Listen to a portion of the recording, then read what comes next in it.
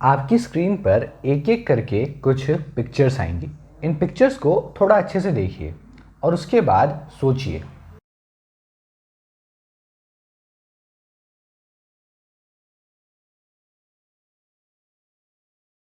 देख लिया? आपके दिमाग में इन पिक्चर्स को देखते ही क्या आया?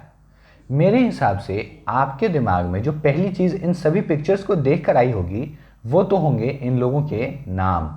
और दूसरी चीज़ जो अगर आपने इन लोगों के बारे में सोची होगी तो वो क्या है? ये सारे के सारे लोग हिंदुस्तान की आज़ादी के लिए जो लड़ाई लड़ी गई थी उस लड़ाई से जुड़े हुए थे। ये सारे के सारे हिंदुस्तान के फ्रीडम फाइटर्स हैं। अब एक और चीज़ है जिस पे शायद आपने और हमने गौर नहीं किया, वो क्या है? तो नज़रिए के इस एपिसोड में जानेंगे उसी एक और चीज़ के बारे में। और वो क्या एक और चीज़ है जो कि आप ये जो सारी तस्वीरें देख रहे हैं ना, इन सब को एक दूसरे में जोड़ती है, या फिर कहूँ एक बिंदु है जो कि इन सब को समायोजित करके रखती है। तो चलिए उस बिंदु के बारे में थोड़ा बात करें। अब ये तो आप सब जानते हैं कि ये जो तस्वीरें मैंने आपको कुछ समय पहले दिखाई, ये हमारे देश के फ्रीडम फाइटर्स की थी।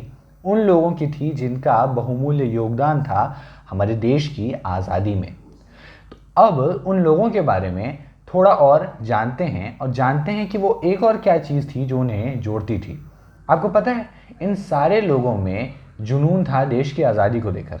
मगर इस चीज़ के अलावा जो एक और सिमिलैरिटी इनमें थी ना, वो ये थी कि ये सारे के सारे लॉयर्स थे, यानी वकील थे। अगर आप आज़ादी के पूरे पीरियड को देखिए तो जितने भी बड़े लोग थे, जितने भी बड़े लीडर्स थे हिंदुस्तान के, मोस्ट ऑफ देम, अगर आप कुछ एक्सेप्शंस को छोड़ दें जैसे कि भगत सिंह, चंद्रशेखर आज़ाद, उनको अगर आप छोड़ दें तो उनमें से ज़्यादातर लोग वकील ही थे। उन्होंने वकालत की पढ़ाई कर रखी थी। ऐसा क्यों था? मतलब आप देखिए, महात्मा गांधी, वल्लभ भाई पटेल, जवाहरलाल नेहरू, भीमराव अंबेडकर और उसके अलावा ना जाने ऐसे ही कितने सारे लोग, ये सारे के सारे लॉयर्स ही क्यों थे? क्यों लॉयर्स का इतना प्रमुख योगदान था हिंदुस्तान की आज़ादी में? और हिंदुस्तान की आज़ादी को जो फ्रंट से लीड कर रहे थे लोग, वो लॉयर्स ही क्यों थे?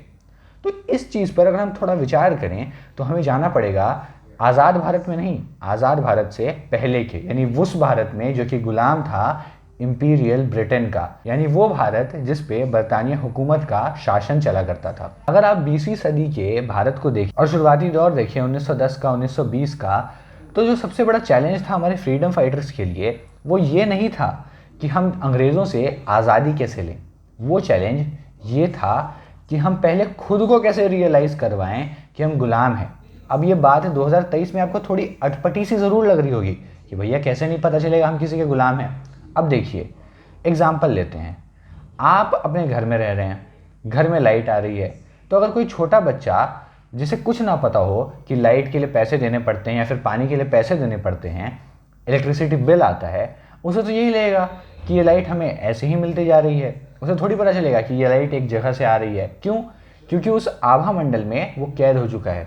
जैसे कि आप देखिए, एक और एग्जाम्पल है, कुछ समय पहले तक जब तक गैलीलियो ने हमें ये नहीं बताया था कि धरती जो है वो सूरज की परिक्रमा करती है, ना कि सूरज धरती की परिक्रमा करता है, तब तक इस धरती पे बहुत सारे लोग, खासकर यूरोप में तो बहुत सारे लोग ये मानते थे कि वो सूरज है जो धरती के चारों ओर घूमता है। क्यों हम ऐसा करते थे? क्योंकि हमारे जो सोचने का स्तर है, हमारी जो चेतना थी, वो धरती के आभा मंडल में कैद थी। तो कुछ ऐसा ही था गुलाम भारत के साथ। उस वक्त के भारत में जितने भी लोग थे उनमें से ज़्यादातर लोगों को ये समझ में ही नहीं आया था कि वो गुलाम हैं। उस वक्त के भारत में, क्योंकि हम जो है तकरीबन तकरीबन 1750 के बाद से ही गुलामी की बेड़ियों में कसना शुरू हो गए थे। गुलामी दरअसल जीने का एक तरीका बन गया था भारत के लोगों के लिए। जो ज़्यादातर भारतीय थे उन्हें इस बात का अंदाज़ा ही नहीं था कि दरअसल वो गुलाम है। वो जो अंग्रेज़ है ना, वो उनके ऊपर ज़बरदस्ती कर रहे हैं, और तो और उन्हें हक है आज़ादी का। तो ये जो पावर ऑफ रियलाइजेशन थी वो एक कॉमन इंडियन में नहीं थी। और वहीं पर आते थे ये लॉयर्स। अब ये सारे लोग जिनकी तस्वीरें मैंने आपको दिखाई, ये सब लॉयर्स थे। मगर इनको लॉयर्स के अलावा एक और चीज़ कॉमन जोड़ती थी। वो क्या थी? ये सारे के सारे लोग हिंदुस्तान के बाहर, यानी उस वक्त के हिंदुस्तान के बाहर जाकर पढ़े थे, पढ़ाई की थी उन्होंने। तो इन सभी लोगों ने जब हिंदुस्तान का आभा मंडल त्यागा और हिंदुस्तान को छोड़ के ये बाहर गए, तब इनको समझ में आया कि असलियत में आज़ादी के मायने क्या होते हैं। तो जब आप लॉ पढ़ने, तो जब ये लोग लॉ पढ़ने बाहर गए, यानी फिर जितने भी लोग हिंदुस्तान से लॉ पढ़ने बाहर गए, उनमें से ज़्यादातर लोगों को समझ में आया कि दरअसल आज़ादी क्या होती है, दुनिया कैसे चलती है। तो ये जो फॉरेन एजुकेशन थी ना लॉ के लिए, कहीं ना कहीं ये एक बहुत ही बड़ा फैक्टर थी। ज़्यादातर लोग जो इस देश की आज़ादी की लड़ाई को लीड कर रहे थे फ्रंट में, उन लोगों के लॉयर होने में, क्योंकि लॉ की पढ़ाई अच्छी बाहर होती थी और ये लॉ की पढ़ाई करने बाहर जाते थे। तब ये दुनिया देखते थे, दुनिया देखकर इन्हें पता चलता था कि आज़ादी होती क्या है और आज़ादी सबका हक क्यों है। तो ये तो हो गई एक बात।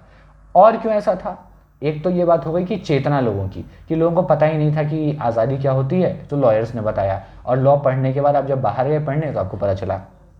दूसरी जो चीज़ है, तो अंग्रेज़ हिंदुस्तान के ऊपर जो राज कर रहे थे वो एक कानून से कर रहे थे। कोई भी स्टेट दुनिया में, आप चाहे महाभारत के युग में चले जाएं, रामायण के युग में चले जाएं, चाहे आप रोमन एम्पायर के समय में चले जाएं, चाहे आप और भी किसी समय में चले जाएं, दुनिया की हर सिविलाइजेशन इस चीज़ से चलती है। ये क्या है, ये हैं लॉज। लॉज के बिना हर समाज अधूरा है। और हम गुलाम ज़रूर थे अंग्रेज़ों के, मगर अंग्रेज़ भी लॉज के ज़रिए ही हिंदुस्तानियों पर गवर्न करते थे। तो कहीं ना कहीं आप सोचिए, एक आम एवरेज हिंदुस्तानी है और एक और हिंदुस्तानी है जिसने लॉ की अच्छी पढ़ाई कर रखी है, जिसको ना कानून पता है। तो वो इंसान जब अंग्रेज़ों से लड़ेगा तो वो ज़्यादा प्रबुद्ध क्षमता वाला होगा, उसकी लड़ने की क्षमता एक आम भारतीय की तुलना में ज़्यादा होगी। तो कहीं ना कहीं वो जब भी लड़ाई करेगा और 100 भारतीय मान लीजिए लड़ रहे हैं अंग्रेज़ों के खिलाफ, और उनमें से 3-4 को लॉ की बहुत अच्छी जानकारी है, अंग्रेज़ों के कानून की, अंग्रेज़ी व्यवस्था की अच्छी जानकारी रखते हैं अगर वो, तो कहीं ना कहीं आप देखिएगा वो जो 2-3 लोग हैं ना जो लॉ जानते हैं, वो अपने आप उन 100 लोगों को लीड करने लगेंगे और लीडर्स बन जाएंगे। तो ये तो हो गया दूसरा फैक्टर कि क्यों जो ज़्यादातर लोग थे जो आज़ादी के मूवमेंट को फ्रंट से लीड कर रहे थे, वो लोग दरअसल लॉयर्स थे या फिर लॉ बैकग्राउंड से आते थे। अब एक और तीसरी चीज़ क्या है, तो तीसरी और आखिरी चीज़ जो थी वो ये थी कि जब आप दुनिया भर के लॉज पढ़ते हैं तो आप एक चीज़ करते हैं, वो क्या है, आप पढ़ते हैं, आप चीज़ों को समझते हैं। क्योंकि अगर आप लॉ की पढ़ाई को देखिएगा तो law is all about interpretation, कि आप वो जो कानून लिखा है ना, वो जो कागज़ पे लाइन लिखी है, उसको इंटरप्रेट कैसे करते हैं। अगर आप कभी भी कोर्ट के जजमेंट देखिएगा तो समय समय पर वो जजमेंट चेंज होते रहते हैं। समय समय पर अलग अलग वकील, अलग अलग कोर्ट्स ने अलग अलग स्टेटमेंट्स और कॉन्स्टिट्यूशन की अलग अलग लाइन्स को अलग अलग तरीके से लिया है। अब शायद आपको मेरी ये बात थोड़ी फिजूल लग रही होगी, पर मैं ये आपको अब एक एग्जाम्पल के ज़रिए समझाता हूँ। 1986 में राजीव गांधी की सरकार ने मुस्लिम विमेन एक्ट लाया था। वो एक्ट लाया गया था शाह बानो मामले के बाद। अब शाह बानो का पूरा मामला तो हम डिस्कस नहीं कर सकते, मगर हाँ मेरी इच्छा ज़रूर है कि किसी दिन नज़रिया में हम शाह बानो वर्डिक्ट के ऊपर भी डिस्कशन करेंगे और बात करेंगे कि कैसे उसने इंडियन पॉलिटिक्स का जो पॉलिटिकल टर्फ है ना, उसको सैफरन कर दिया, या फिर कहिए तो हिंदुत्ववादी और राष्ट्रवादी राजनीति का जो उदय हुआ ना, वो उसके बाद ही हुआ। खैर, उसके बारे में तो दूसरे एपिसोड में बात हम करेंगे ही। अभी बात करते हैं मुस्लिम विमेन एक्ट 1986 की। मुस्लिम विमेन एक्ट 1986 में भारतीय सरकार ने सुप्रीम कोर्ट के एक आदेश के खिलाफ अध्यादेश लाया था, और उसके बाद ये फैसला किया गया था कि कोई भी मुस्लिम औरत जो है, अगर उसे उसका पति तलाक देता है तो उसे सिर्फ 45 दिनों तक उसे मेंटेनेंस या फिर राह गुजर का जो पैसा होता है वो देना पड़ेगा। लेकिन वो जो सेम लॉ था ना, वो जो सेम बाईलाइन उस लॉ की लिखी गई थी, उसको साल 2001 में इस देश की सुप्रीम कोर्ट ने, आपको पता है कैसे इंटरप्रेट किया, अलग तरीके से इंटरप्रिटेशन। उन्होंने क्या किया, लॉ में लिखा था कि जो पैसा है वो आपको देना पड़ेगा विद इन 45 डेज।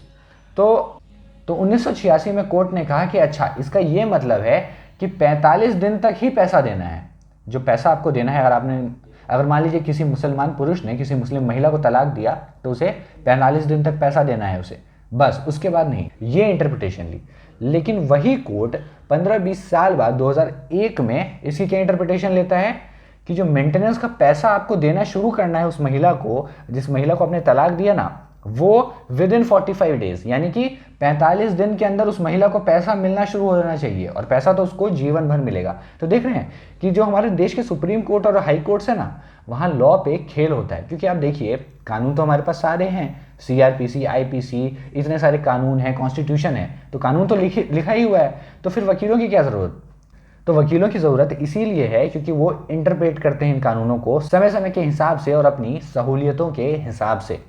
तो अब हमने जब ये समझ लिया है कि किस तरीके से लॉ जो है वो इंटरप्रिटेशन का खेल है, तो इतना लंबा जब मैंने आपको प्रवचन दिया, मैंने आपको ये समझाने के लिए दिया कि जब एक वकील लॉ पढ़ता है और इंटरप्रिटेशन ऑफ लॉज के बारे में समझता है तो क्या होता है, उसे मिलता है एक नया नजरिया। नजरिया माने पर्सपेक्टिव।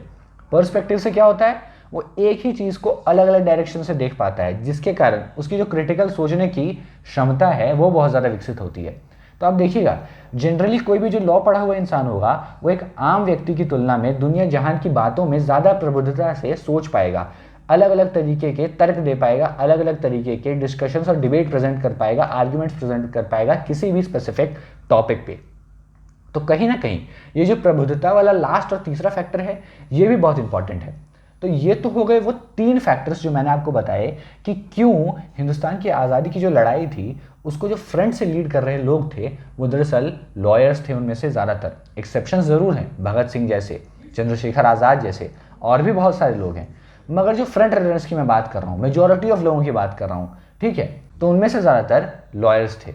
तो जब हमने ये अब जान लिया है और ये समझ लिया है कि क्यों आज़ादी की लड़ाई के जो फ्रंट रनर्स थे, हमारे जो जितने मेजर लीडर्स थे वो लॉयर्स थे, तो अब एक और चीज़ समझते हैं कि ये जो मैंने आपको इतना लंबा प्रवचन दिया, ये दिया क्यों।